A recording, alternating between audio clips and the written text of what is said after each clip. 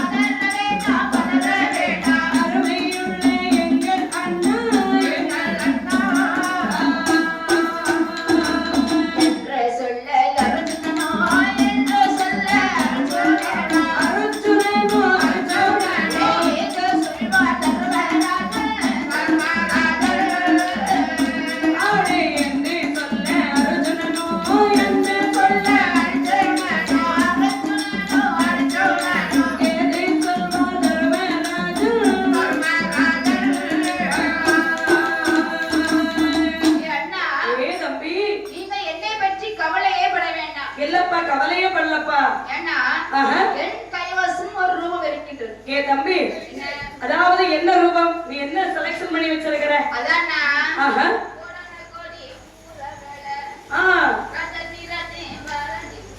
ஓஹோ அது என்ன ரூபம்? அதான் சொல்லுவாங்க இல்லையா பேடி ரூபம். ஏன் இது 9 ஆணும் இல்லை பெண்ணும் இல்லை மாத்தி போட்டா வருமே அது அதுதான் அண்ணா.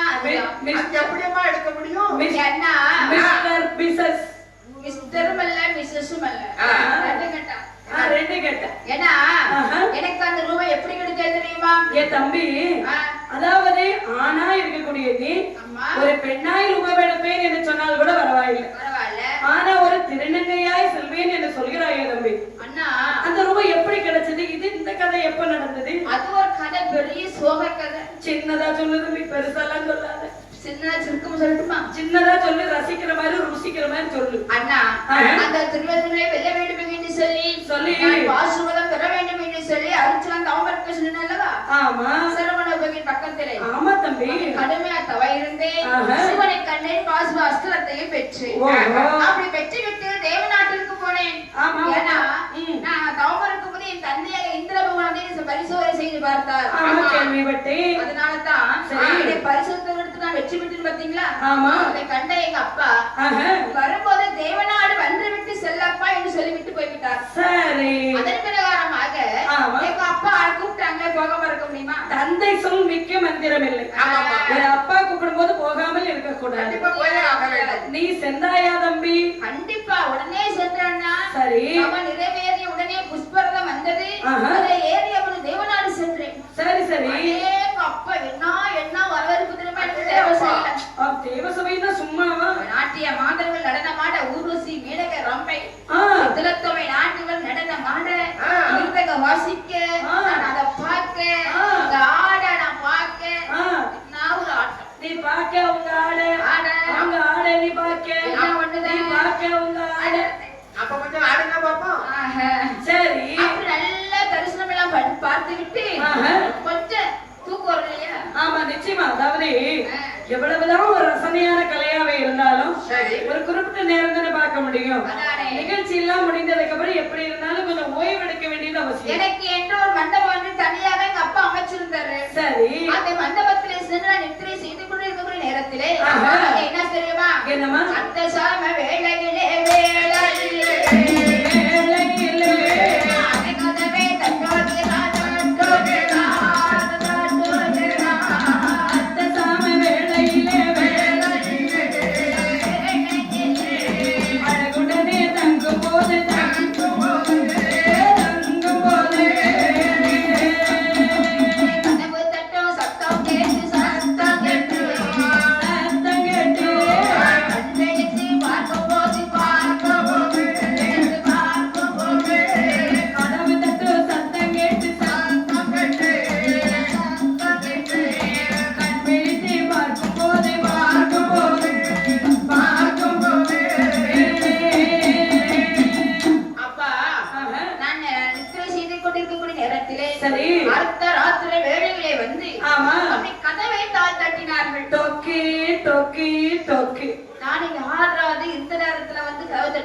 நடு சாம வேளையிலே அதானே ஒரு ஆண்மகன் தங்கி இருக்கக்கூடிய அறையின் கதவை வந்து தாழ் தட்டுவதாக இருந்தார். சரி, யார் வருவாங்க?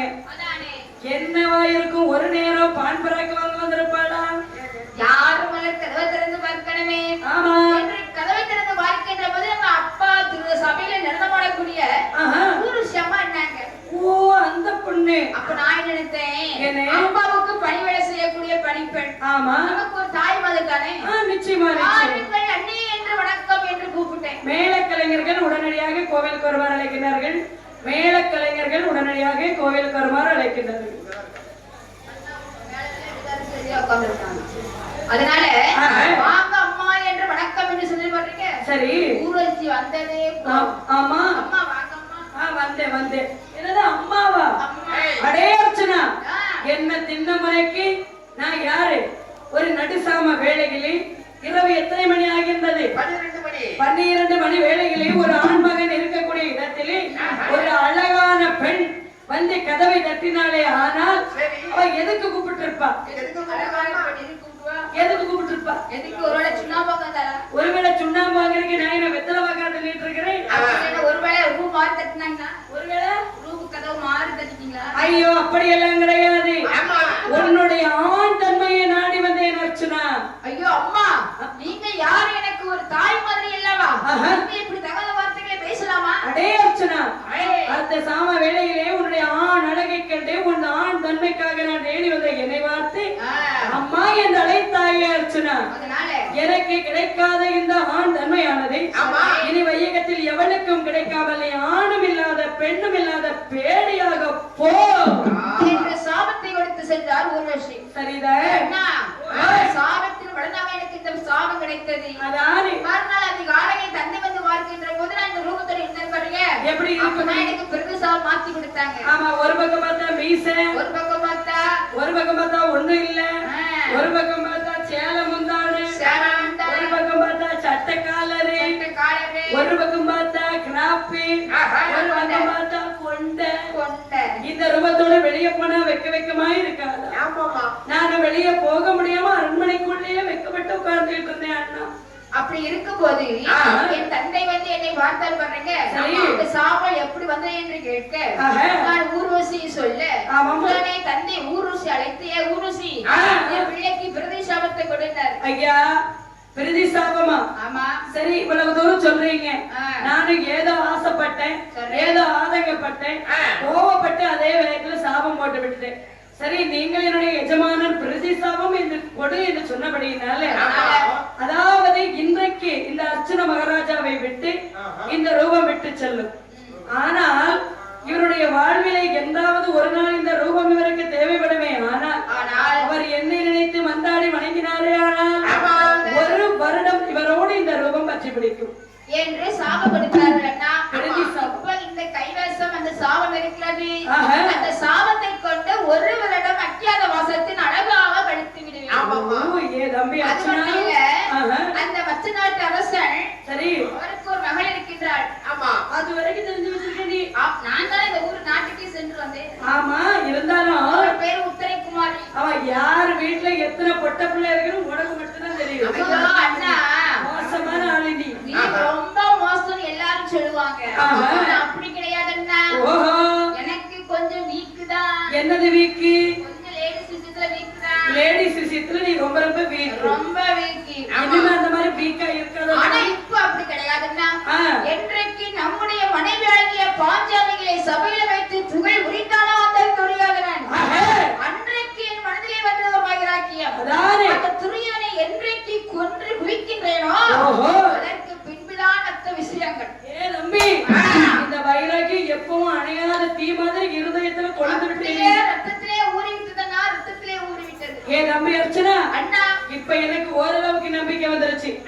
எப்படியோ ஒரு வருஷ காலத்தை நீ அந்த ஊர்ல போய் சமாளிச்சிடலாம். உத்தரகுமாரிக்கு நடனம் சொல்லக்கூடிய நடன ஆசிரியராக சென்று அங்கு தங்கிக் கொள்வேன். ஓ, டான்ஸ் டீச்சரா? யாராவது உன்னிடத்திலே வந்து உன்னுடைய பெயர் என்னவென்று கேட்டால் பிரகநலை என்று சொல்வேன். ஓ, அதுவும் அங்க இல்லாம இங்க இல்லாம ஆம்பளை லிஸ்ட்லயும் சேராது, பொம்பளை லிஸ்ட்லயும் சேராது. பிரகநலை. வேற எப்படி இருக்கன்னா? சூப்பர், நச்சுன்னு இருக்கு. நல்லா இருக்கா?